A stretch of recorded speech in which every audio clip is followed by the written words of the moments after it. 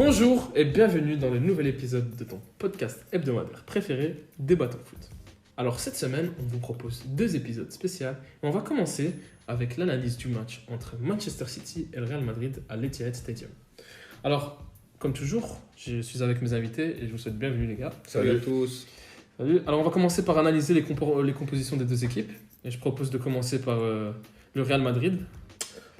Côté Real Madrid, grand classique, Courtois, Mendy, Alaba, Militao, Carvajal derrière. Il y avait une petite interrogation pour Alaba, mais il a réussi à tenir son rang pendant 45 minutes. Au milieu, on a retrouvé Modric, Kroos, Valverde et devant Vinicius Junior, Benzema, Rodrigo. Donc petite surprise au niveau Rodrigo. On s'y attendait un petit peu, mais quand même un choix fort de la part de Carlo Ancelotti. Ouais, surprise, pas vraiment, au vu des performances récentes de Rodrigo. C'était plus. Le choix, c'était comme il l'a dit en conférence de presse, Rodrigo, Camavinga. Et à mon sens, Rodrigo méritait d'être titulaire. Pas beaucoup d'options pour le Real Madrid, vu qu'on le rappelle, Casemiro était suspendu. Ouais. On va passer à la composition de Manchester City. Ok, pour la composition de Manchester City, Ederson au goal. Et la première interrogation du match, c'était le poste de défenseur droit, avec Walker et Cancelo absents. Pep Guardiola a décidé de titulariser John Stones, qui lui aussi, comme Alaba, était diminué et qui n'a joué que 30 minutes. Pour le reste de la composition, Ruben Dias, Laporte, Zinchenko, défenseur gauche. Le milieu de terrain, Rodri, Kevin De Bruyne et Bernardo Silva. Et en attaque, Riyad Mahrez, Gabriel Jesus en pointe et Phil Foden sur le côté gauche. Des choix forts devant qui ont porté leurs fruits, puisque dès le début du match, City frappe fort, très fort, avec Kevin De Bruyne qui commence avec une tête plongeante sur un centre de Riyad Mahrez. Ouais, le Manchester City qui entre directement dans son match, qui ne laisse aucune miette au Real Madrid. Un pressing exceptionnel et un but au bout de 2 minutes de jeu. Après un travail exceptionnel de Mahrez qui profite de l'appel intérieur de Bernardo. Un centre au deuxième poteau pour Kevin De Bruyne qui nous place une tête digne de Didier Drogba. Voilà. Carvajal qui était trop court. Et Manchester City qui rentre parfaitement C'est mal bien dans défendu, ce si je match. peux revenir sur ça. Ouais. Je ne sais pas si tu as vu côté Real, c'est mal défendu. Parce que De Bruyne, là, il est un peu oublié aux abords de la surface de réparation. Tu vois, Valverde, il n'est pas vraiment en marquage. Rodrigo aussi, il a l'air désintéressé. Et, on voit toute l'intelligence de Bruyne qui attaque l'espace. Voilà. Carvajal qui est un peu en retard, parce que malheureusement, il avait, je crois, Foden dans son dos. Ouais. Trop juste pour intervenir. Enfin, très bien joué de la part de City. Mal défendu de la part du Real aussi. Un magnifique but, exactement. Mal défendu, mais aussi t'as Kevin De Bruyne qui sent le coup. Hein. Ouais. Il plonge tel un attaquant dans cet espace et il met une tête Magnifique. magnifique. On a l'impression que quand il joue contre Courtois, il veut toujours lui mettre un but. Et là, la passe de Mahrez aussi qui mérite d'être soulignée, un centre parfait. Centre parfait, il élimine bien le joueur qui le tenait. Je pense que c'était Fernand Mendy, je suis pas sûr. Mais City qui rentre dans le match, on connaît Manchester City, hein, toujours le pied sur le ballon, on attaque et on donne tout. Et là, encore un autre centre, cette fois de Kevin De Bruyne pour Gabriel Jesus. Pour Gabriel Jesus qui remporte son duel face à David Alaba et qui fustige Thibaut Courtois, un ballon inarrêtable. Manchester City qui fait une entame de match parfaite. Encore une erreur de la défense de Madrid. Alors dans l'idée de Alaba, il a essayé d'être le premier sur le ballon. Sauf que Gabriel Jesus, je trouve qu'il joue incroyablement bien. Du coup, il reste solide, il met son corps en opposition. Alaba, il passe complètement à côté. Et puis c'est tout ça pour lui, il est face au but à 2 mètres du goal. Hein. Ouais, exactement. Mais c'est typiquement le geste d'un attaquant de pointe, je trouve. De bien mettre son corps en opposition pour pouvoir reprendre le ballon. Il y a un petit peu de chance dans l'action, mais c'est aussi ça se provoque. Ça se provoque. Voilà, un Gabriel Jesus qui est en confiance après son quadruple exceptionnel en première ligue plus tôt. Et comme je viens de le dire, une entame exceptionnelle de Manchester City. On se demandait même si le Real Madrid n'allait pas prendre une valise comme à la régulière City en championnat. Mais ce ne fut pas le cas, puis que quelques minutes après, autour de la 30e minute, Karim Benzema nous offre un but exceptionnel. Le magique, le peut-être futur ballon d'or, Karim Benzema qui nous offre un exploit individuel sur une miette, un centre de Ferland Mendy qui est un peu en arrière. Il reprend pied gauche, il la dévie, poteau rentrant. Encore un exploit. Ouais, c'est un exploit extraordinaire qu'on ne voyait pas venir parce que le Real Madrid ne voyait pas le jour depuis le début de la rencontre. Alors certes, il y a eu un poteau assez heureux juste avant l'action. Là, je crois sur un pressing de Vinicius, une mauvaise relance de Ruben Dias et d'Ederson. Un peu de réussite, mais avant ça, il n'y avait pas grand-chose à se mettre sous la dent côté Real. Et encore une fois, Benzema qui nous sort un geste d'attaquant de grande classe, une reprise pied gauche. Il la prend avec le plat du pied, pas besoin de frapper fort. Avec le rebond, c'est suffisant pour tromper Ederson qui peut rien faire. Et voilà, le Real Madrid revient dans le match. Exactement, et c'est un peu cette identité du Real de on met un but et c'est tout, on le sent, on peut revenir. Ouais, Ils c'est s'abandonnent ça. jamais en fait, c'est ça, c'est une question de mentalité. En fait, la différence avec en fait, le Real Madrid, ce qui les caractérise maintenant depuis plusieurs rencontres en phase finale de Ligue des Champions, c'est que même s'ils sont en dessous de leur adversaire, mais ils ne lâchent jamais le morceau. Tous les jours, ils sont à leur maximum, même si parfois voilà, ils peuvent commettre certaines erreurs. Et Karim Benzema, en plus, il expliquait en fin de match que voilà, le but, enfin, comment dire, il est conscient de l'infériorité de son équipe par rapport à Manchester City, mais il essaie de garder la dragée haute, de motiver tout le monde et que quand le moment viendra, là, il faudra appuyer fort. Et comme tu l'as dit, avec des miettes, voilà, il rentabilise au maximum, ce qui est tout le contraire de City, parce que j'aimerais bien rappeler Ah oui, que il faut souligner. avant le but de Benzema, City aurait pu en marquer, notamment le poteau de Mahrez, quelques mauvais choix, Foden qui rate son face-à-face. On aurait pu être à 3-4-0 à la mi-temps Ah, ils ont facilement. vendangé des balles de match, ils ont vendangé le coup fatal pour mettre peut-être. Bon, on sait jamais avec ce Real Madrid, mais ils auraient, à 3-0, ils les auraient mis à terre, à mon avis. Et d'ailleurs, tu te fais punir quand tu as un Real Madrid de ce niveau-là, ça pardonne pas. Ouais, c'est toute l'histoire de ce Real, excuse-moi, c'est le Real Madrid, une bête blessée, mais tant que tu l'as pas battu, elle est toujours là. Ouais, bah, en fait, tu vois, Guardiola, à un moment, quand Mahrez il a l'occasion du 3-0, Ah, il qui pète un crie plomb. Riyad. Ouais. Ah Parce ouais, qu'il sait, mais il le sait, que quand sait. ils mettent pas ce Mm. but pour tuer le match, il sait que le Real Madrid peut revenir. Mais c'est ce qu'on voit dans le match, c'est qu'à la mi-temps, tu ne gagnes que de 1 alors que tu aurais pu mener 4-0. Parce que, Facilement, on va pas se mentir, Manchester City, ils jouaient un match de football incroyable. Ça tournait Ah ouais, partout. ouais. C'est un jeu léché.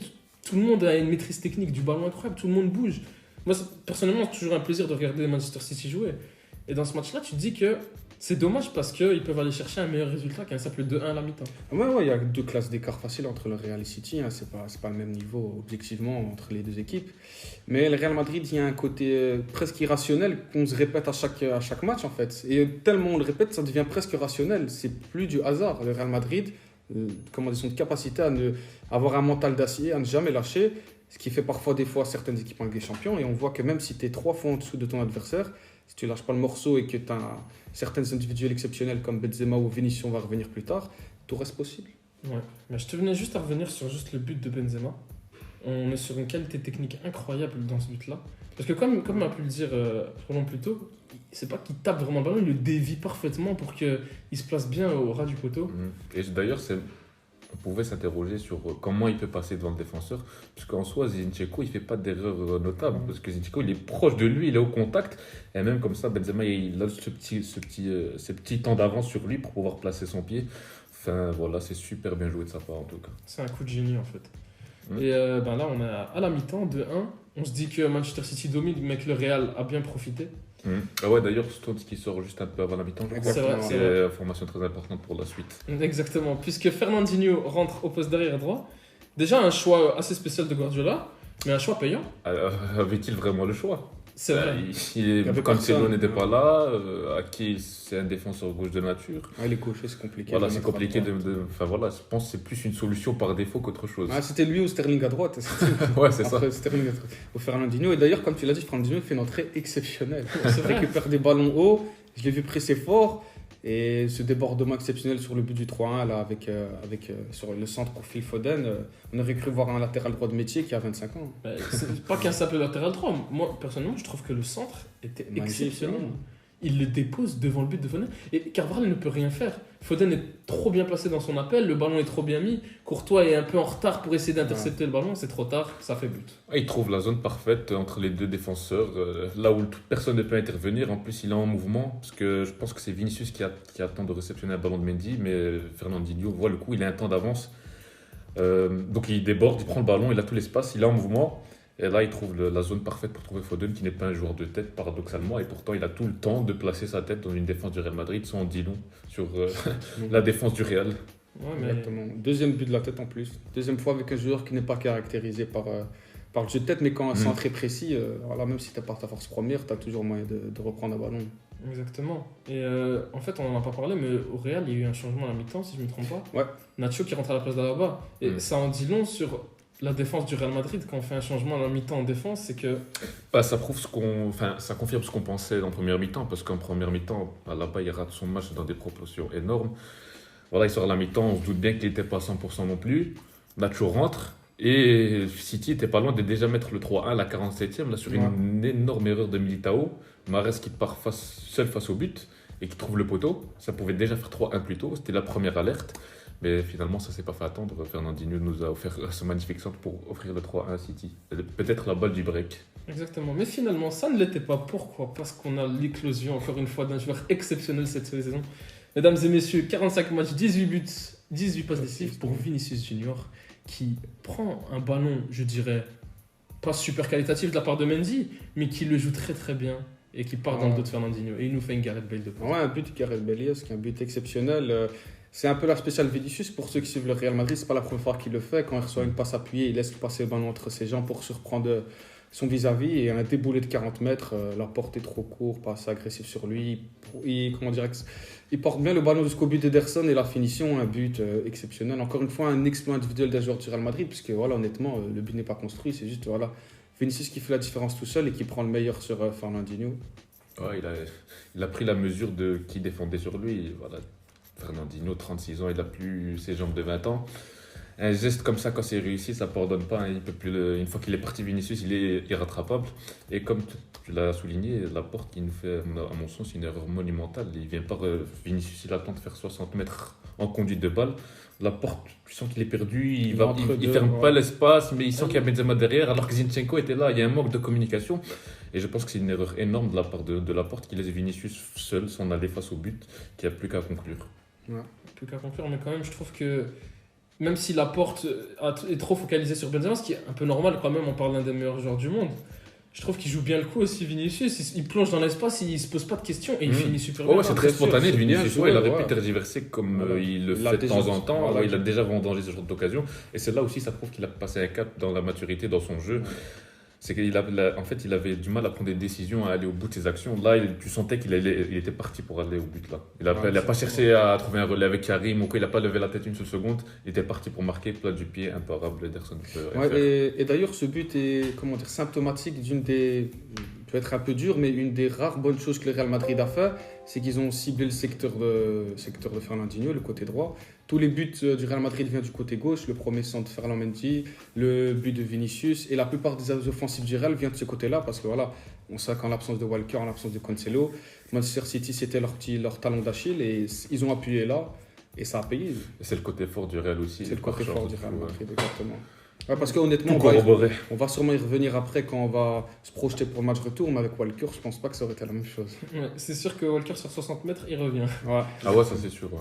Le Real croit accrocher son 3-2 et en finir là-dessus, ou peut-être même aller chercher l'égalisation.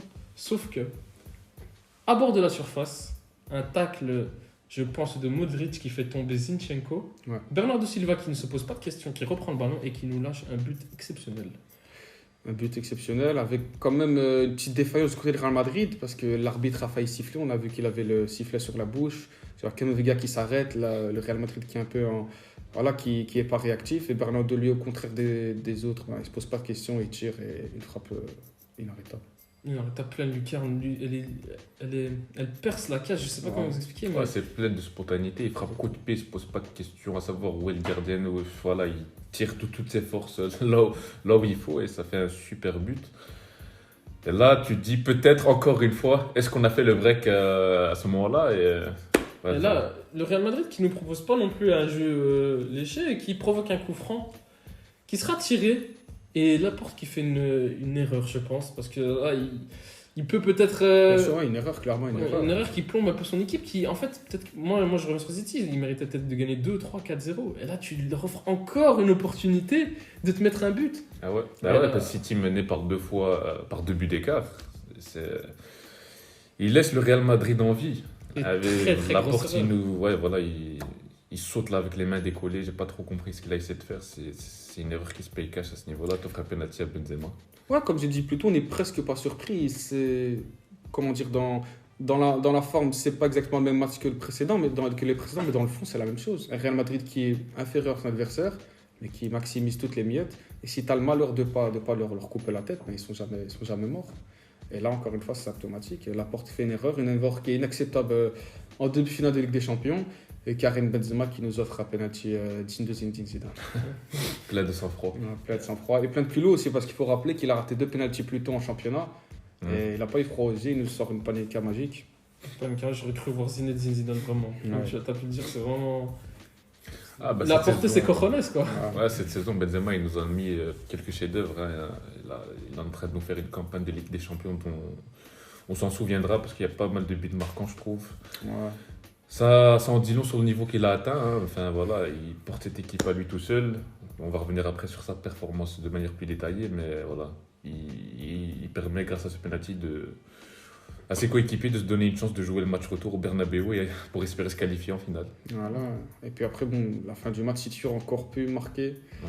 Mais comment dire, au coup de sifflet final, c'est presque une victoire du Real alors qu'ils ont C'est perdu. fou, hein. 4-3, c'est ça. C'est fou. Parce qu'on le sent tous, ce petit côté rationnel où tu te dis le Real Madrid est tellement dépassé et au final, ils n'ont qu'un but à remonter au Bernabeu à domicile, tout reste possible.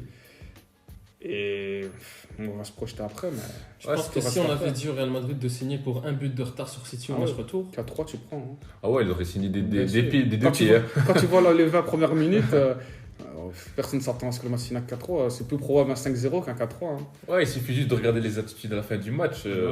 Quand tu vois les joueurs de City, voilà, ils sautent pas de joie non plus. Ils ont conscience que. Enfin, ils ont mis les bons ingrédients, mais à la C'est cruel. Ils ont mis les bons ingrédients, mais à la fin, c'est mal payé. Hein. Le Exactement. résultat reste moyen. Il n'y a qu'un but d'écart entre les deux. C'est pas énorme. Ils sont conscients qu'ils ont laissé une chance au Real Madrid de faire un match de foot au Bernabeu, d'essayer de renverser la vapeur. On a vu que le Real Madrid savait le faire cette saison et voilà, ils sont pas rassurés quoi, avec ce résultat. Ouais. je pense qu'ils ne sont pas rassurés. Guardiola, connaissant son passif avec Manchester City, il va falloir être attentif. Ah, il était très méfiant, Guardiola, dans ses mots après le match. Ouais, A la raison, conscience. Ouais. A raison, là, C'est très Guardiola, il bien. n'a rien à se reprocher. Hein. Tout est parfait du côté de Manchester City. Hein. C'est vrai. Un Et match où ils sont censés gagner 3-4-0, tu le gagnes 4-3. il a en plus, Guardiola fait des choix forts. Il Ouais. fait titulariser Gabriel Jesus, qui certes met un quadruplé avant, mais moi je suis persuadé qu'il ne met pas Gabriel Jesus parce qu'il met un quadruplé. Il sait qu'il met Gabriel Jesus parce que dans ce match-là, il sait qu'il a besoin de Gabriel Jesus. Ah ouais. Et- Comme et il marque. Ouais. Ah, il a mis la misère au centre du Real. Le Militao, il fait un match catastrophique et c'est pas anodin. Ouais. Je trouve que Gabriel Jesus a pesé sur la défense. Et c'est l'avantage de jouer avec un vrai neuf, j'ai envie de dire. Hein. Parce que Guardiola, cette saison, il a beaucoup joué sans neuf. Alors, je sais pas si sans neuf, ils auraient fait le même match, City. On peut se poser la question. Parce que Ouais. le deuxième but, là, sur Gabriel Jesus, je sais pas qui aurait pu le faire. Contrôle un but de neuf. Contrôle orienté, frappe aux abords de la surface. Enfin, dans la surface plutôt. Enfin, voilà. Un Ouais. super choix au final, un choix payant. Bah, quand tu sais que sur le banc, il y avait qui sur le banc? Sterling quand même. Sterling, ouais, il a préféré mettre Ah, il y a Foden et Sterling, Mahrez. il y a du monde, il y a Gundogan, Grealish, il y a tu pouvais Gundogan. mettre De Bruyne en faux neuf. Donc Ouais. il y a eu des choix qui ont été faits, des choix payants. Donc Guardiola, encore une fois. Ah, il a réussi sa rencontre. Exactement. Voilà. Et juste avant qu'on passe à la suite, bon, c'est évident, mais quand même un super match. Hein. On s'est pas ennuyé. Ouais, c'est vrai. Beaucoup d'actions. Ah ouais, un parce- des meilleurs matchs. Enfin, des meilleurs. On a eu beaucoup de beaux matchs avec des champions ces dernières années, mais celui-là particulièrement, c'était assez exceptionnel. Bah écoutez, 7 buts, c'est énorme. Enfin, quand tu as deux équipes qui jouent, enfin, qui essaient de jouer, Qui essayent de jouer. ça dénote un peu avec le match d'avant, avec l'Atlético Madrid City, qui a rien à voir avec ce match. Enfin, tu as deux grandes équipes qui se rencontrent avec des joueurs incroyables individuellement. Ça donne ce genre de match ping-pong où tu as l'impression Tu que. t'ennuies pas. Hein. Ouais, voilà, il n'y a pas de temps mort, ça va dans tous les sens, 7 buts à l'arrivée. On pourrait jouer les pistes froids en disant que où sont les défenses, mais bon, Ouais. on va pas s'attarder sur ça. C'était un super match de foot, je pense. Ah, si, dans les top et flops, vous inquiétez C'est pas. dans les... Bah, justement, on va y passer. Là, les tops, bah, je pense qu'on peut commencer par parler des grands joueurs qu'ils ont brillé dans cette rencontre. On va Ouais. commencer par Manchester City quand même. Ah, j'ai envie de- Kevin De Bruyne. Magnifique match de Kevin De Bruyne. Sa tête digne d'un numéro 9 de métier. Il a servi énormément de caviar. Il aurait pu finir le match avec 4 passes décisives. Il fait notamment la passe décisive sur le deuxième but, la passe pour Gabriel Jesus. Beaucoup d'activité. Et j'ai vu faire des différences balles au pied, quelques dribbles magnifiques. Un match plein de Kevin De Bruyne. Bon, on n'est pas choqué, hein, on Ouais. connaît les joueurs. Un top player, quoi. Il n'y a rien à dire. Moi, je suis toujours admiratif de ce joueur. Moi aussi. Parce qu'on ne se rend pas compte, mais peut-être que ses statistiques ne le montrent pas. Mais il dépose un nombre de ballons Ah ouais, par décisifs match, ouais. devant les Ah. cages, c'est incroyable. Mais il joue avec, parfois ses coéquipiers en attaque sont un peu trop gentils, pas assez tueurs. Mais Kevin De Bruyne, le nombre de ballons qu'il offre par match, c'est indécent. C'est indécent. Ouais, Ah, il est en mission, hein, t'as l'impression que C'est dans cette aberrant, équipe, si je puis me permettre.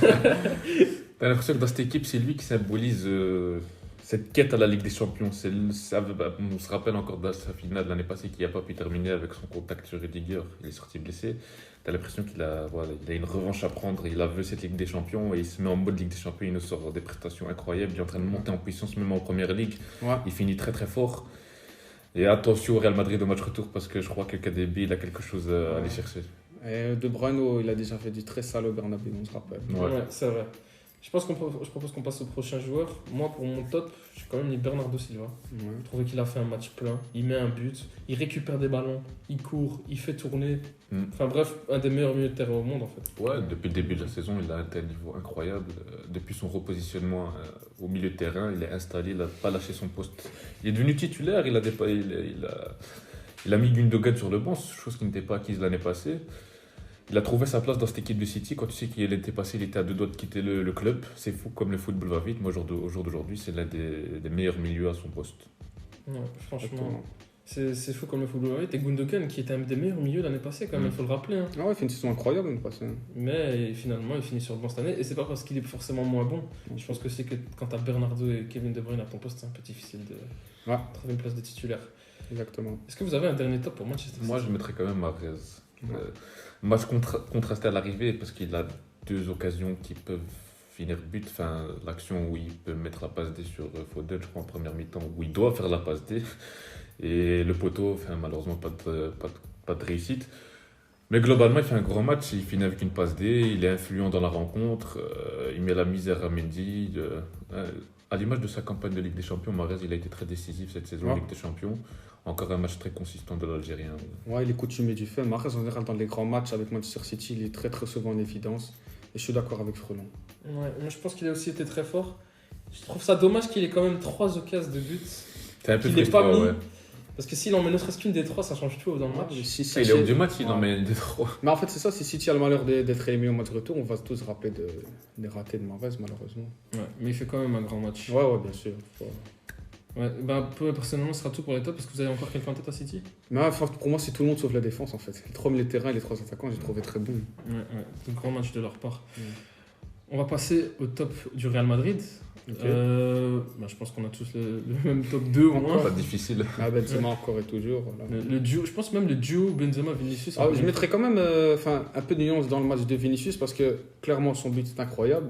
Beaucoup de danger vient de son côté. Comme on l'a expliqué plus tôt, c'est dû au fait que.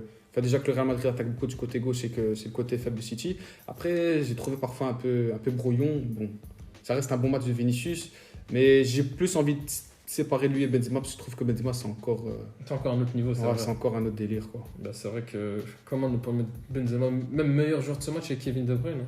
Ouais, ça se tape entre les deux quoi. Il est génial. C'est ce qu'il fait dans cette campagne de Ligue des Champions. On se répète, hein. Ouais, il invente des goals. C'est fou quand tu vois la physionomie du match, il finit ce match avec un doublé. Ouais. Un doublé contre Manchester City. Et personne, on en parle, mais je pense qu'on se rend même pas compte d'à quel point il est en train de créer quelque chose d'exceptionnel dans sa carrière. Il a marqué un doublé avec rien.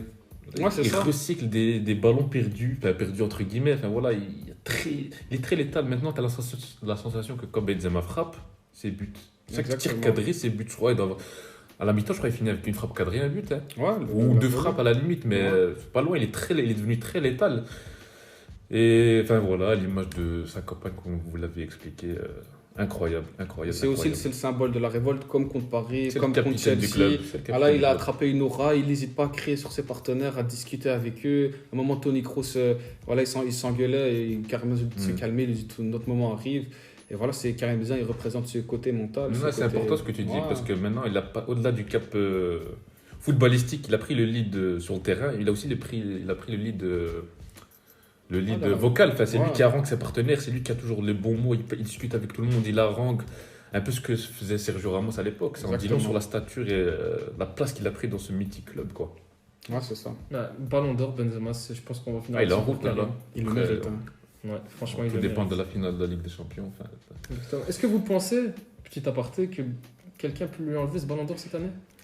Moi, je pense que ça peut lui échapper si Liverpool City s'affronte en finale et que, par exemple, je sais pas, un des deux gagne aussi le championnat. S'il y a un doublé d'un des clubs anglais. Okay. Bah, par exemple, Mané aussi. Voilà, s'il y a un doublé de Liverpool ou un doublé de City avec une Ligue des Champions. C'est possible. Après, ça pourrait peut-être lui échapper. On va pas faire 15 minutes dessus, mais je trouve quand même qu'individuellement, Benzema n'a pas d'égal cette année. Je suis totalement d'accord. Même s'il est éliminé en demi-finale, ils vont gagner la Liga. Pour moi, Benzema le mérite. Je suis totalement d'accord avec toi. Franchement, je trouverais ça un peu triste cette année que Karim Benzema ne gagne pas le Ballon d'Or parce que certes, Mohamed Salah a fait une très bonne saison, certes, Mané a fait une très belle CAN et une bonne saison, mais je pense qu'au niveau individuel, on est à un autre stade. Je pense que Benzema il a atteint un niveau individuel qu'on n'a peut-être à son poste pas vu depuis. Allez, peut-être Lewandowski, Suarez dans leurs meilleures années, mais. Ouais, il fait partie des taux meilleurs, c'est tout. Exactement. Il atteint le sommet, il est au sommet de sa carrière. Ok, donc on a Benzema, Vinicius, petite nuance, j'avoue que c'est vrai, Ouais. Ça reste un top, mais bon. c'est pas son meilleur match, mais il met un but exceptionnel. Ouais, bien sûr, ouais. Un but d'un grand joueur. Hein. Ça mérite d'être souligné. Est-ce que vous avez un troisième top pour Au Real Madrid, c'est. Moi, j'en ai Je dirais pas. pas de top. Je dirais pas de top, ouais. Ouais, je réfléchis, non. Non, pas de top. Par contre, des flops, j'en ai. Ouais, il y en a ça. On va commencer par City parce que je pense que ça va être plus court. Non, bah, Allez, en fait, flop à City. moi, je pense que à City, c'est la défense en total. Aymeric Laporte Mais il y a un an, particulièrement. ouais, voilà. Ouais. C'est quand même, C'est vrai. je suis d'accord que Il coûte 2 buts. Ouais, Ruben Dias, il fait pas non plus le meilleur match de sa carrière, mais bon, ça reste un jeu collectif. Il est, comment dire, il est en duo avec Laporte et Laporte, il coûte 2 buts, quoi. Ouais, ouais. Et il laisse une chance au Real Madrid d'exister au match retour. Il offre un penalty et une grossière erreur, à mon avis, qu'il ne peut pas se permettre sur le but de Vinicius. C'est Ouais, et c'est juste impardonnable, assez, ouais. impardonnable. Exactement, du coup, à Laporte. Laporte, pas un très bon match pour lui. Ensuite, est-ce que vous avez d'autres flops du côté de Manchester City? Déjà, ils ont fait un mauvais match. Moi, je pense Non. qu'il n'y a pas vraiment de joueurs qui ont fait un mauvais Ouais, match. surtout, c'est un beau match globalement. Ederson, je dirais pas que c'est un mauvais match, parfois je le trouve un peu instable. Mais bon, c'est plus un sentiment personnel. Mais- Sur ce match, en tout cas, c'est pas. Ouais. Voilà. Mais voilà, non. Je trouve qu'il peut rien faire sur les 3 buts. Euh... Bah, même le but de Vinicius, il peut sortir plus Ouais, tôt, mais c'est dangereux. ouais, c'est pour titiller, ouais. C'est compliqué pour lui, ce Ouais, match. c'est difficile de le blâmer sur ce match-là, franchement. Exactement. Et Il a pris quelques risques de balle au pied, c'est vrai. Ouais, c'est ça, Mais c'est surtout de- c'est le parti pris quand tu joues avec Ederson aussi. On n'est pas si choqué que ça, quoi. Exactement. Bon, je J'ai pas si vous avez d'autres pas flops. Non, j'ai pas d'autres flops. Si vous avez pas d'autres flops, je propose qu'on passe à un prono. Le flop du Real. Non, Le flop mais du c'est Real. vrai, excusez-moi. Comment ai-je pu oublier C'est la plus grande partie de l'émission. Le flop du les Real. flops du Real. Alors là, je vous laisse commencer. Bah, moi, je parlais de la défense centrale. Je mets Militao et Alaba ensemble. Ils se sont fait marcher dessus. Il n'y a rien à dire. Comme tu as dit plus tôt, symptomatique. Alaba, il sort à la mi-temps. Militao, plein d'erreurs. Il se dit toujours en retard. Voilà, quoi, un match complètement raté. Si le Real Madrid, au match retour, propose cette même prestation défensive, ils peuvent oublier la finale. Hein. Non, ça va être compliqué. Et même Nacho, il fait pas un bon match. Ouais. Bah, moi, je voudrais vraiment pointer Ferland Mendy. J'en peux plus de ce joueur. Sincèrement, je comprends pas qu'il soit titulaire au Real Madrid. Il finit avec 2 passes D. 2 passes décisives. Bah, ouais. C'est lui qui fait le centre pour Ah ouais, Benzema. c'est vrai. Et la passe... Bah, ça, c'est la limite des statistiques. Ouais. Bah, Mais écoute, c'est- ouais, voilà. le centre pour Benzema, désolé, mais il est nul. Benzema, je sais même pas comment il transforme ça Il en met le but. ballon dans la bonne zone, après, ouais, c'est injouable. Je suis désolé, mais si c'est pas Karim Benzema qui touche le ballon parfaitement, ça rentre jamais. bien Exactement, sûr, ouais, ouais. ça c'est Et sûr. deuxièmement, Vinicius fait tout sur le deuxième but. Ouais. Mais Ferland Mendy, je vais vous le dire, sur le but où Ferland Mendy fait le centre, c'est lui qui perd la balle. Et il perd la balle de manière honteuse. Sa Ouais. passe, elle est dégueulasse. Ouais. Le ball qui coûte cher. Regardez contre Chelsea, lors du match retour, si je ne me trompe pas, il perd un ballon qui coûte très cher au Ouais. Real Madrid. Si le Real Madrid ne revient pas dans ces rencontres-là, je pense qu'il serait responsable de ces buts-là. Combien de fois Mahrez lui a fait la misère sur son côté?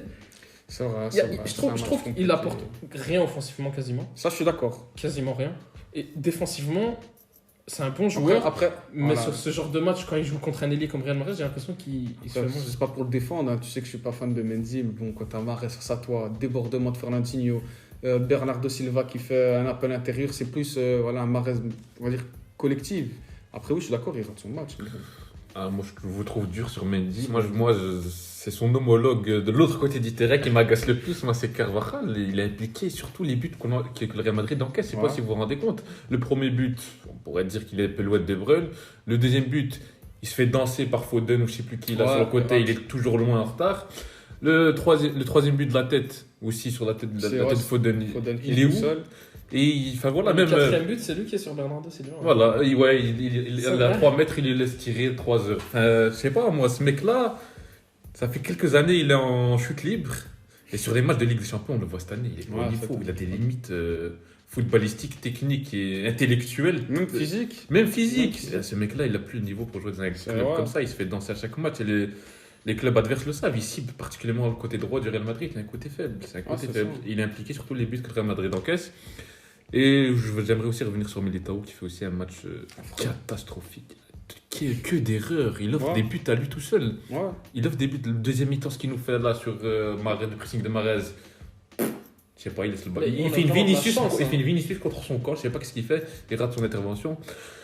Enfin, Militao, vraiment de grandes difficultés sur cette fin de saison, même en Liga. Ouais. Donc, ouais, c'est pas un match terrible. Alaba blessé, ouais, je peux pas lui en tenir rigueur, même si voilà, on connaît Sa les mi-temps limites est affreuse. d'Alaba. Ouais, on connaît les Faut le limites dire. d'Alaba en défense centrale. Moi, je suis pas surpris par des erreurs d'Alaba. Mais même l'animation défensive du Real Madrid a des limites. Face à la meilleure attaque du monde avec les Rudiger va faire du bien. C'était indispensable de le faire. Il n'y a pas que la défense qui a été honteuse. Moi, je pense aussi qu'on a un milieu qui a été honteux. Et je C'est voulais le cas de revenir dire. sur deux joueurs, Kroos et Valverde. Ah, rappelez-vous, les fidèles du podcast, déjà après le match contre le Real Madrid, je remettais un peu en cause l'activité de Toni Kroos. Je suis désolé, Toni Kroos, dans les matchs, où le Real Madrid n'est pas souverain du ballon, je le trouve en difficulté. Voilà, c'est un joueur qui, déjà à sa meilleure époque, n'avait pas le meilleur abattage physique. Là, encore plus avec le poids des années, je le trouve absent. Je suis pas je le d'accord, trouve, moi, avec ça. Moi, j'ai du mal avec Toni Kroos. Moi, dans ce des Toni très, Kroos, très gros moi, je matchs. trouve qu'il est en difficulté dès que Casemiro n'est pas là. Quand on lui demande de faire le rôle, quand Carlo Ancelotti lui demande de faire le rôle de milieu défensif, c'est pas clair. Tu sens que dans cette animation au milieu, ça flotte, on ne sait pas qui couvre qui. Parce que il y a plein de moments en première mi-temps, là, sur la balle de Mahrez qui rate, là, qui préfère tirer. Là, il y a un énorme trou. Je crois que Militao, il sort très loin de sa défense. Normalement, là, c'est Casemiro qui prend la place en défense centrale. Mais Kroos, là, il ne le fait pas, c'est pas son rôle. Non, c'est bien vu, c'est important d'avoir cette nuance. Parce qu'on dépend énormément de Casemiro en question d'équilibre. Je suis d'accord avec toi. C'est vrai que tu as raison. Toni Kroos, sans Casemiro, il a du mal. Il a un poste de fou. Ouais, voilà, il a un rôle qui ne sait pas. Ça, qui ne c'est sait à pas sa remplir. décharge. Mais ça, c'est un choix de Carlo aussi. Il peut pas faire. Mais au final, la fiche de match, elle reste quand même négative pour Toni Kroos. Non, Au final, c'est pas la première fois aussi. C'est pour ça que j'insiste. En fait, moi, je pense quand il y a des matchs où c'est beaucoup d'allers-retours, il faut beaucoup courir. Quand il n'y a pas de ballon dans les pieds. Toni Kroos, il n'est pas fait pour défendre des grandes zones. Mais en fait, je trouve que Toni Kroos n'est pas un mauvais défenseur au milieu de terrain. Mais je trouve que pour ce genre de match, il n'est pas adapté. Ouais, c'est ça. Moi aussi, c'est plus là, c'est comme tu viens de le dire. Certains matchs, je préfère d'autres profils à Toni Kroos. Après, bien sûr, dans la Real Madrid qui veut garder le ballon, qui va attaquer. C'est ça, exactement. Là, c'est le meilleur. Moi, c'est là où je trouve que l'erreur débute. Moi, je pense que c'est Carlo Ancelotti le principal responsable. Il a un matériel à sa disposition, qui est Toni Kroos, Modric, etc. Et il leur demande des choses qu'ils ne savent peut-être plus faire. Ouais, c'est ça aussi. C'est exactement ça. C'est ça aussi. Comment tu peux te demander à Kroos, Modric, 45 ans, de défendre 70 minutes après un match, courir après le ballon pendant tout le match de la rencontre? C'est pas des joueurs en fait, prédéfinis pour courir après un ballon. Ouais, ces joueurs-là, ils défendent mieux avec le ballon. Exactement. Mais en fait, elle est là, c'est là tout le problème. C'est que voilà, Carlo. Moi, je pense qu'il les bride un peu avec ce qu'il leur demande. C'est pour ça que voilà, on a tendance à dire que Kroos est en difficulté dans ce genre de match. Mais au final, il est en difficulté. Oui, après, même, je suis d'accord que. c'est tout le Real qui est en difficulté. Ouais, c'est vrai. C'est le Real qui subit, qui joue en bloc mais bas. Il y a quand même un petit contraste avec Modric qui fait pas son meilleur match, mais tu vois qu'il n'est pas autant en difficulté. Modric court un peu plus, mais je veux dire, Modric fait un match tout aussi catastrophique. Je suis pas d'accord. Je trouvais Modric un peu plus. Je dirais pas. C'est un bon match, Modric. C'est pas un bon match, mais je trouve moins en difficulté. Et je trouve que c'est quand même notable. Parce que moi, je pense que c'est surtout l'impression visuelle. Modric, quand il court avec ses petits pas, t'as l'impression qu'il est proche de l'homme. Mais je suis curieux de voir le nombre de ballons récupérés entre Modric et Kroos. Je suis pas sûr que ça dénote beaucoup. Moi, je pense que le problème, il est plus dans l'impact qu'il met. Toni Kroos, il fait pas souvent des fautes. Il va pas souvent essayer de chercher le ballon. Toni Kroos, j'ai l'impression que quand il défend. Moi, je trouve qu'il en fait des fautes. Moi, je le trouve proche de l'homme, Toni Kroos. Plus que ce que vous voyez. Je sais pas si on voit les mêmes matchs. Moi, je trouve vraiment que Kroos, c'est pas le meilleur défenseur de l'histoire, mais il est vraiment proche de l'homme. Quitte à faire des fautes. Je crois sur le but de Bernardo. C'est lui qui fait la faute. C'est lui qui est proche de l'homme. Moi, je pense que c'est surtout l'absence de Casemiro il est dépassé par cette absence. Mais on va pas y revenir, on va en parler 2 secondes. Mais par exemple, le match retour contre le PSG, la différence notable avec Camavinga, dans l'impact, dans la dureté. Moi, je vois un petit contraste. Je sens Toni Kroos beaucoup plus dépassé qu'à l'époque. Contre Chelsea aussi. Et c'est pas un hasard, c'est souvent lui le premier à sortir. Carlo, il fait souvent le changement. Après, comme tu as dit, c'est vrai que l'absence de Casemiro lui fait énormément de mal. Ouais, parce que quand Casemiro n'est pas là, c'est Kroos qui est amené à changer son jeu et à redescendre un cran plus bas. Modric, lui, il garde son poste habituel. Mais je comprends pas ce choix parce que dans le match précédent, quand Casemiro sort, c'est Modric qui va en 6. Et je trouve que Modric en 6, il fait le taf. Bah ouais, mais on en revient à ce que je disais, c'est Carlo et ses exigences. C'est un problème. Ouais. Il demande des choses que Kroos ne peut pas faire, ne peut pas remplir. Mais aussi, c'est aussi Kroos à l'époque au Real, même dans ce genre de situation, le Real défendait. J'avais pas la vision d'un Kroos qui était en difficulté. Après l'équipe est beaucoup moins solide collectivement aussi. On subit, En fait, subit trop. Le Real Madrid subit beaucoup trop pour les joueurs qu'on a. Parce qu'il y a 3 mois, Toni Kroos était le meilleur milieu de terrain du monde. Il a été élu meilleur joueur Madrid, jour du mois. Non, c'est vrai, c'est vrai. Donc je pense pas qu'il a perdu son football en 3 mois ou son physique en 3 mois non plus. En fait, il faut remplir plusieurs conditions pour que Toni Kroos soit à l'aise sur le terrain. Mais quand les conditions sont remplies, il est fort. Quand ils ne sont pas remplis, il est en difficulté. Du coup, voilà, moi je pense que c'est, comme tu l'as dit, ça dépend aussi du travail du coach et de savoir faire le bon choix en fonction des matchs. Moi, ça ne m'étonnerait pas. Enfin, Toni Kroos, certains matchs soient sur le banc. Exactement, moi aussi ça m'étonnerait. C'est surtout ça que j'ai envie de dire en fait. C'est en fonction de la physionomie du match. Après, bien sûr, ça reste un top player. C'est impossible de prévoir la physionomie du match. Ça veut dire que ça dépend de ton idée. Bah oui, Carlo parfois il défend, il assume de défendre. Bah, pour défendre, même si j'aime pas ce joueur, je préfère avoir Valverde que Toni Kroos par exemple. Valverde. Pour défendre. Pour défendre. Mais après Valverde, on va en parler maintenant. Ouais. Et Valverde, il est vraiment. Alors, Fantomatique. Il court, mais c'est tout. Dans ce match-là, il a surtout couru dans le vide. Moi, je l'ai pas vu récupérer beaucoup de ballons. Moi, j'ai vu beaucoup de supporters madrilènes réclamer ça. Une place de titulaire de Valverde à la place de Kroos, mais je vois pas ce qu'il a pour de plus dans ce genre de contexte. On a vu un match de Valverde au milieu de terrain, parce que ces derniers temps on le voyait dans un rôle hybride qui à mon sens le convient plus pour se mettre en valeur. Là on l'a vu dans un rôle strict de milieu de terrain. À l'arrivée ça donne quoi? Rien. Valverde dans ce match-là. Rien. Moi, je défensivement, offensivement, dans la mais Valverde, même techniquement limité. Bah oui, je l'ai déjà dit dans un podcast, pour moi c'est un couteau suisse. Dans certaines physionomies de match comme contre Chelsea, il peut te servir en tant que faux hybride ailier droit. C'est un 12e homme. Voilà, c'est un 12e homme. Ce mec-là, il ne peut pas prétendre prendre la place d'un Kroos. Pour moi, c'est un non-sens total, c'est un non-respect pour le football. Il a trop de limites. Il est trop limité ce joueur. J'apporterais une nuance. Je pense que c'est un joueur qui peut être fort dans un certain système. Je pense que, un couteau suisse, comme je viens de le dire. Par exemple, je suis sûr que si tu le mets à Liverpool dans certains rôles, je suis sûr qu'il pourrait être fort. Je suis sûr que toi, tu penses que non? Je pense pas. Techniquement, il est limité. Techniquement, il est trop limité. À Liverpool, ça se joue au foot. Tactiquement limité. Non, justement, je trouve qu'il est, pardon de te couper, son point fort, c'est tactiquement. Dans certains rôles hybrides, il peut t'amener quelque chose. Mais techniquement, il est limité, Fede Valverde. Je trouve qu'il est limité dans certains moments, mais je trouve que c'est un joueur qui apporte beaucoup dans ses courses, dans la façon dont il fait certains appels. Je trouve qu'en 1-2, il est correct. Moi, je trouve qu'il a une bonne frappe. Il est un rôle hybride. C'est pas un bon passeur, c'est un passeur correct, mais je pense qu'il est. Bien sûr, il n'a pas le niveau pour remplacer un Toni Kroos au Real Madrid, mais je pense que c'est un bon joueur de foot, mais que sur ce match-là, il a juste été mauvais. Mais quand on regarde son match juste avant contre Chelsea, il était exceptionnel. Mais parce qu'il était dans le rôle hybride, c'est ce qu'on dit. Je pense que là, l'erreur de Carlo Ancelotti, c'était de l'avoir mis milieu de terrain. On est d'accord. Exactement. Donc, je pense qu'il a les qualités pour être titulaire dans un bon club. Dans un rôle hybride. Vraiment, en fait, on est d'accord. C'est juste qu'en fait, ça dépend ce que tu demandes à ton milieu de terrain. Ce qu'on demande au milieu du Real Madrid, c'est pas le faire. Mais si maintenant tu as une approche différente d'un match où tu veux un 4e milieu de terrain qui va venir fermer l'axe, qui va t'amener de l'élan en contre-attaque, là il est bon. Est-ce que vous pensez que lui doit changer de poste? C'est un mec qui doit jouer rôle hybride sur un côté. Oui. Mais c'est vrai que maintenant quand j'y pense, par exemple, tu as un club comme Manchester United, tu vas chercher un Valverde à ce poste-là. Je suis sûr qu'il serait très utile. Si tu changes ton projet de jeu, il peut t'aider. Mais c'est vrai que le changement de poste, j'avoue que ça pourrait avoir mais tu l'as dit, les meilleurs matchs Valverde qu'on a en tête, c'est les matchs où il est dans le rôle hybride. Contre Chelsea, contre le Barça. C'est un joueur utile à tous les clubs. Voilà, c'est un joueur utile. Voilà, il t'amène une option tactique en plus. Mais comme il a dit Frelon, quand tu le au poste du milieu de terrain, on l'a vu aux yeux du monde, contre une bonne équipe, il n'a pas le niveau. Je suis assez d'accord. Bon, je propose qu'on fasse notre petit prono. Pour le match retour. Ouais.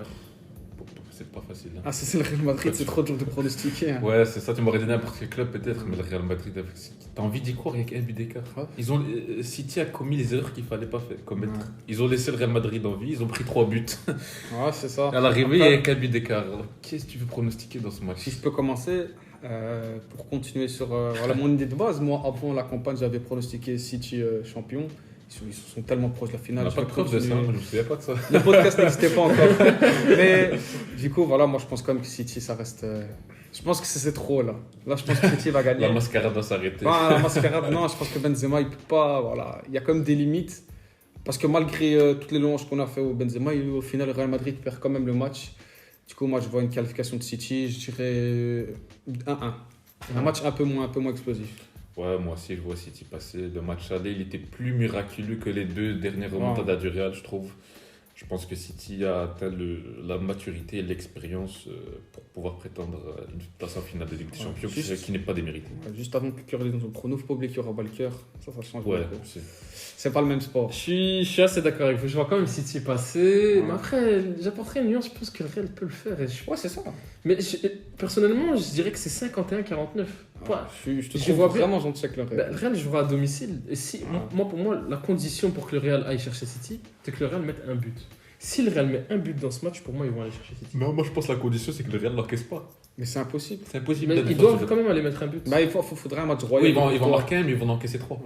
Bah, moi, je pense que s'ils en mettent un, ils vont gagner ce match. Parce que moi je vois pas le Real aussi de dominer, même malgré qu'ils soient à domicile, de prendre la possession Non. du terrain City, et c'est trop d'imposer au-dessus. sa patte. City va jouer son jeu et va réussir à mettre la pression comme s'il jouait à domicile. C'est ça. Hein.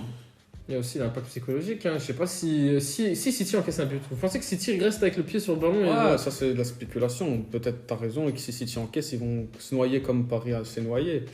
Mais déjà pour que le Real n'encaisse pas, il faudrait un sacré exploit. Hein. Effectivement. Ouais, très Bon, bah, pour nous toi. trois, on met City. Hein. Comme City nous en trois. finale. Bon, mes chers amis, je propose qu'on s'arrête pour cet épisode. C'est un plaisir. À la semaine prochaine. À bientôt.